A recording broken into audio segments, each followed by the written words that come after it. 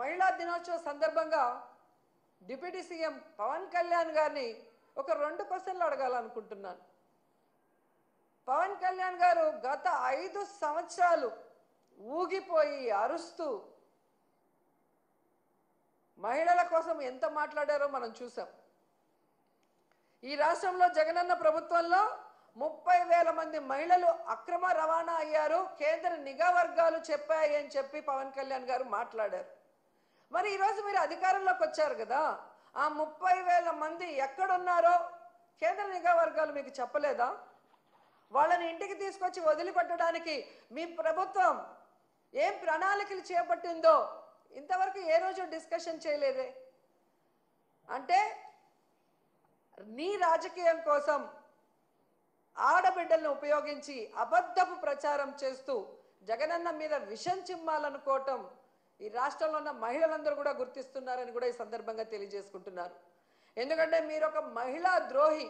మీ రాజకీయ లబ్ధి కోసం మహిళల పేర్లు లేదా ఇలాంటి ఇష్యూస్ వాడుకుంటున్నారే తప్ప అధికారంలోకి వచ్చాక వాళ్ళకి మంచి చేయాలి, న్యాయం చేయాలి అన్న విషయంలో మీకు చిత్తశుద్ధి లేదనేది సుగాలి ప్రీతి విషయం కూడా తీసుకుంటే అర్థమైపోతుంది. చంద్రబాబు నాయుడు ప్రభుత్వంలో 2017లో జరిగిన ఇష్యూని అప్పుడు సైలెంట్గా ఉండి జగనన్న ప్రభుత్వంలో జరిగినట్టుగా ఎలా 5 సంవత్సరాలు ఆ ఒక్క విషయమే పట్టుకొని ఊగులాడారో మేము చూసాం. మరి అదే సుగాలి ప్రీతి వాళ్ళ అమ్మ జనసేన సభ్యత్వం తీసుకుంది, మీ పార్టీలో ఉంది, మీరు అధికారంలోకి వచ్చి కూటమి ప్రభుత్వం 10 నెలలు అవుతుంది. మరి ఎందుకు సుగాలి ప్రీతి వాళ్ళ అమ్మకి నువ్వు అపాయింట్మెంట్ ఇవ్వట్లేదు? ఆ అమ్మాయికి న్యాయం చేయడం కోసం మమ్మల్ని అడిగిన ఆ సిబిఐ ఏదో మేము చెప్తే కేంద్రం వినదు, కానీ మీరు అధికారంలో ఉన్నారు ఎన్డీఏ ప్రభుత్వంలో.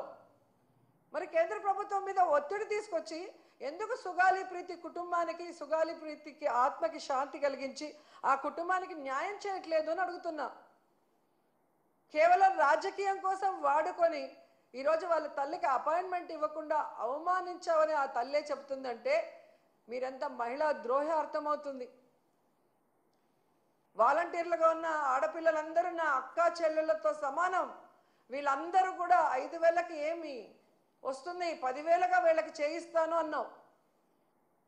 ఈరోజు అధికారంలోకి వచ్చాక 1,70,000 మందిని రోడ్డున పడేసి ఉద్యోగం లేదు, జీతం లేదు, వాళ్ళ జీవితాలకి దిక్కు లేకుండా పోతే ఎందుకు నోరు తెరవలేదు? అంటే పవన్ కళ్యాణ్ నువ్వు మహిళా ద్రోహి కాదా అని అడుగుతున్నా. ఈరోజు మీ ఎమ్మెల్యేలు, మీ పార్టీలో ఉన్న నాయకులు ఏ విధంగా ఆడపిల్లల్ని వేధింపులకు గురి చేసి ఆడపిల్లల్ని మీ అధికారంతో భయపెట్టుకొని లోబర్చుకొని వాళ్ళని మోసం చేస్తుంటే అలాంటి వాళ్ళని పార్టీ నుంచి సస్పెండ్ చేయకుండా ఆ మోసపోయిన మహిళల్ని ఈరోజు బ్లాక్మెయిల్ చేసి సెటిల్మెంట్లు చేసి వాళ్ళతోనే మీరు ఏమి జరిగినట్టు మాట్లాడిస్తున్నారంటే ఈ రాష్ట్రంలో ఉన్న మహిళలు పిచ్చోళ్ళు కాదు, అందరూ గమనిస్తున్నారు. సో ఈ రాష్ట్రంలో మహిళా దినోత్సవం జరిపే అర్హత కూటమి ప్రభుత్వానికి లేదు. ముఖ్యంగా చంద్రబాబు నాయుడు గారు, పవన్ కళ్యాణ్కి అయితే అసలే లేదు. కేవలం పబ్లిసిటీ కోసం, మహిళా సాధికారత కోసం మేము ఏదో కృషి చేశామని డబ్బాలు కొట్టుకుంటే ఎవరు కూడా నమ్మే పరిస్థితిలో లేరు.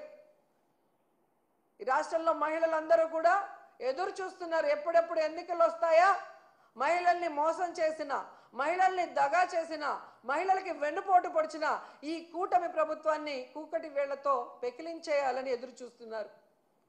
ఈ కూటమి ప్రభుత్వ నాయకులు ఒక్కటే తెలుసుకోవాలి, ఆడవాళ్ళని మోసం చేసిన ప్రభుత్వాలు, ఆడవాళ్ళని కన్నీళ్లు పెట్టించిన ప్రభుత్వాలు బాగుపడిన చరిత్రే లేదు. ఈవీఎంలని మ్యానిపులేట్ చేసుకొని అధికారంలోకి వచ్చారేమో కానీ ఈరోజు ఈ మహిళల కన్నీళ్లు శాపనార్థాలకి మీరు అడ్రస్ లేకుండా పోతారని కూడా మీకు తెలియజేసుకుంటున్నాం.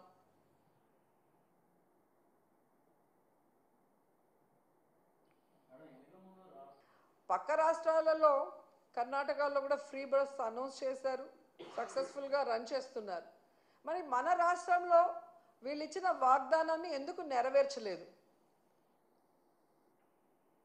మిగతా చోట స్టేట్ వైడ్గా మహిళకి ఫ్రీ బస్ ఇచ్చినప్పుడు ప్రామిస్ చేసి అధికారంలోకి వచ్చిన కర్ణాటకలో ఆంధ్రప్రదేశ్లో ఎందుకు చేయలేకపోతున్నారు? మళ్ళీ ఒక మహిళ చేతనే మేము రాష్ట్రమంతా చెప్పలేదు,